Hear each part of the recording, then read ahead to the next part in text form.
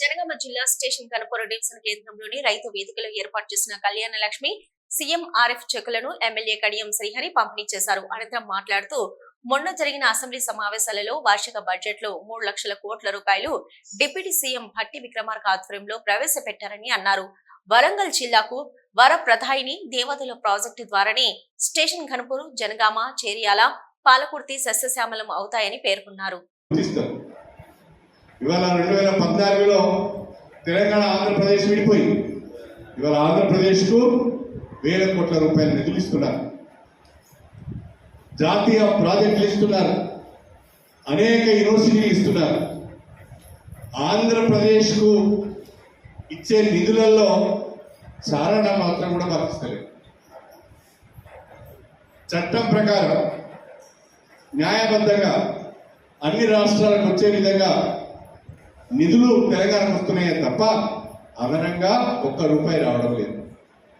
అదనంగా 1000 కోట్ల రూపాయలు మీరు ఆంధ్రాకి ఇస్తున్నారు, అదనంగా జాతీయ ప్రాజెక్టులు ఇస్తున్నారు, యూనివర్సిటీలు ఇస్తున్నారు, మాకేం ఇస్తున్నారని మేము అడుగుతున్నాం. అది మాత్రం మాట్లాడడం లేదు. కిషన్ రెడ్డి గారు, బండి సంజయ్ గారు అది మాత్రం మాట్లాడడం లేదు. మేము కూడా నిధులు ఇస్తున్నాం. మీరు ఇచ్చే నిధులు మా హక్కు. తెలంగాణ రాష్ట్రం నుంచి జిఎస్టీ మీరు వసూలు చేస్తున్నారు.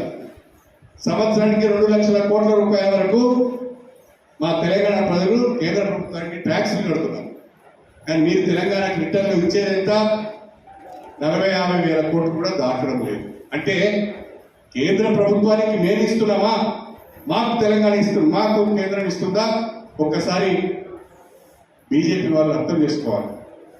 ఒక మాటలో చెప్పాలంటే పేద రాష్ట్రాలకు తెలంగాణలో వసూలు చేసిన ట్యాక్సులు దేవాదులను పూర్తి చేయాలని చెప్పి ఆనాడున్న మంత్రి ఎర్రబెల్లి దయాకర్ రావు గారు కానీ, ఆనాడు కేసీఆర్ చుట్టూ తిరుగుతూ ఉన్న పల్లరాజేశ్వర రెడ్డి కానీ, మన ఎమ్మెల్యే కానీ ఎందుకు పట్టించుకోలేదని అడుగుతున్నా. ఇవాళ ఏ ముఖం పెట్టుకొని మీరు దేవాదుల పంప్ హౌస్ దగ్గరికి పోయిండు? అసలు ఆ 3వ దశ వివరాలు తెలుసా మీకు?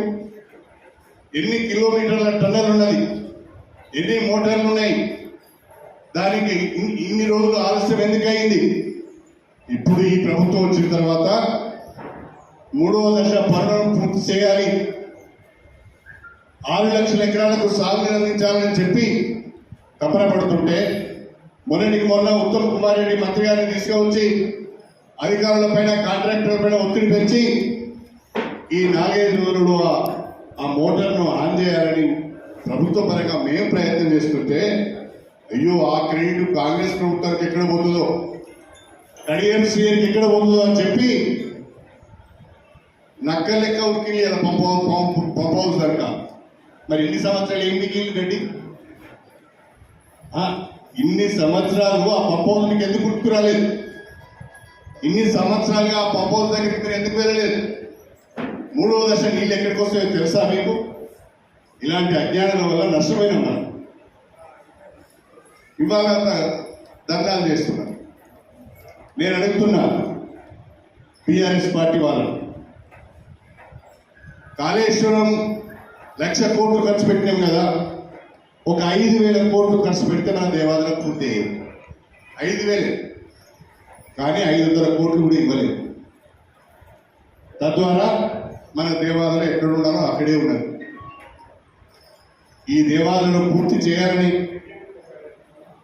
ఎంత తొందరగా వీలైతే అంత తొందరగా దేవాలయ ప్రాజెక్టును పూర్తి చేయాలని, కాలువలలో ఉన్న పూడికను, చెట్లను తొలగించి కాలువలను లైనింగ్ చేసి షట్టర్లు, రెగ్యులేటర్స్ పెట్టి చివరి పొలం వరకు కూడా, చివరి ఎకరం వరకు కూడా సాగునీరు అందించాలన్నదే కాంగ్రెస్ ప్రభుత్వం యొక్క లక్ష్యము అని చెప్పి నేను ఈ సందర్భంగా తెలియజేస్తున్నాను.